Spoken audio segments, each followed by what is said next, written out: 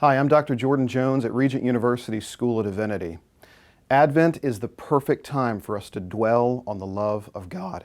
As I look back over the years of mine and my wife's life together, I can see seasons of struggle. I see times where we were really hurting financially or going through medical issues. And I remember in those moments that my first thought was not, God must really love me. My thought was instead that this is incredibly painful. This is difficult. How are we going to get through this? And it's only years later when we look back at those circumstances that we can see the sovereign, loving hand of God carrying us from one stage to the next, all the way to today. That's the kind of perspective we see in Psalm 136. In this psalm, the psalmist takes all of the history of Israel and condenses it to a few events. But between every line of the psalm, he repeats this refrain, "For the steadfast love of the Lord endures forever." In the first three verses, when he's talking about the character and the nature of God, every other line he says, "The steadfast love of the Lord endures forever." In the next set of verses, he talks about God's creation and God making the great lights. And between every line, he threads in, "The steadfast love of the Lord endures forever." Whereas you and I may read Genesis chapter 1 and think about God's actual creation of the world or His theological ordering of all things, we could hear the psalmist in the background with this impatient liturgical refrain crying out, "For the steadfast love of the Lord endures forever," between every line.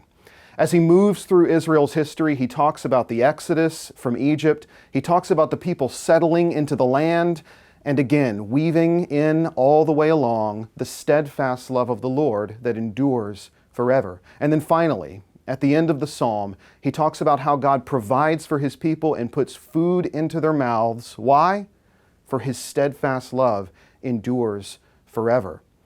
Here at Advent, as we think about God's love coming into the world, manifested in Jesus Christ, we're reminded that the wise men saw the star as a sign that the promises from of old were coming to pass. We're reminded that when Jesus came into the world, He's called the light of the world.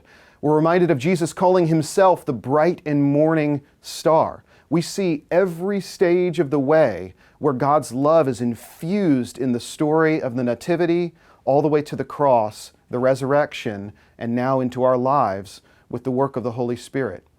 As you and I go through our daily lives, let's make it not just a hindsight reflection that God's love has been there all the way, but let's try to join the psalmist in bringing that hindsight to the present so that in our present struggles during this season and the present hardships that we face, that we can get a head start on seeing God's steadfast love woven between everything that happens. And in this way, point to God instead of to our problems and in our daily focus and our mindset.